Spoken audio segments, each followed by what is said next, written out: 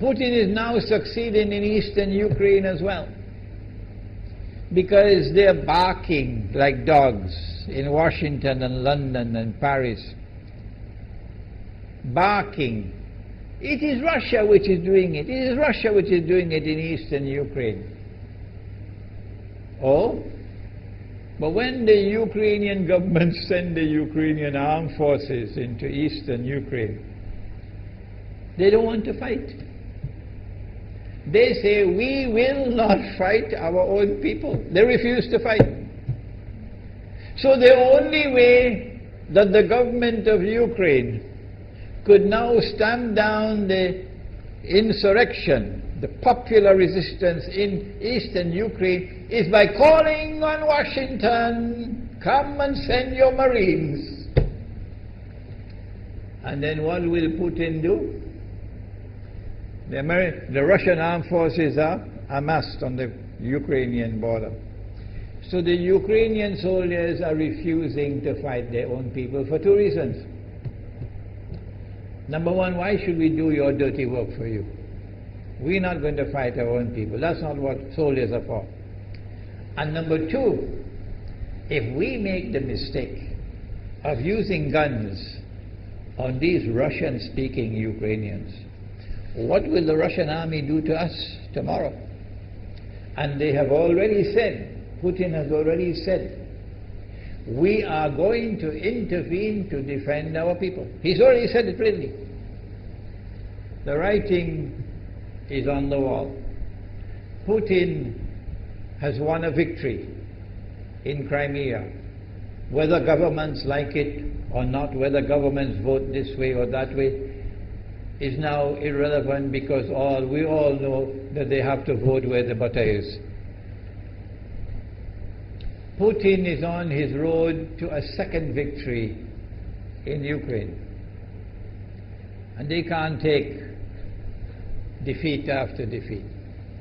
So the writing is on the wall. Exactly as Nabi Muhammad alayhi salatu wasalam has said, that we are now moving towards the Malhama. How long will it take? I don't know, and you don't know. But the Malhama is coming.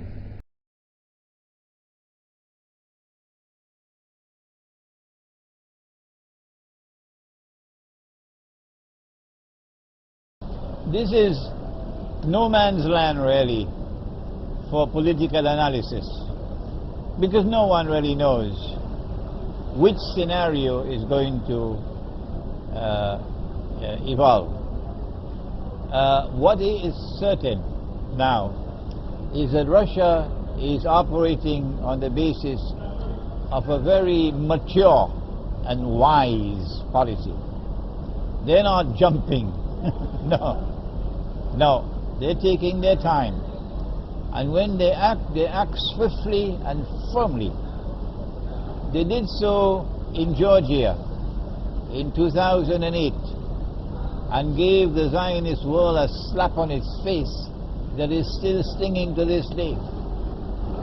They acted with brilliance, brilliant diplomacy in Crimea, and gave to the Zionists the most significant defeat they have ever experienced since the Zionist movement was created.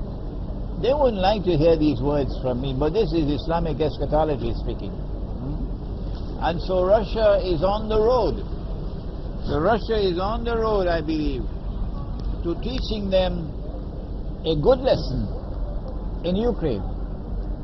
But I think Russia is biding its time for the government in Ukraine to kill more and kill more and kill more and kill more, using the armed forces against their own citizens.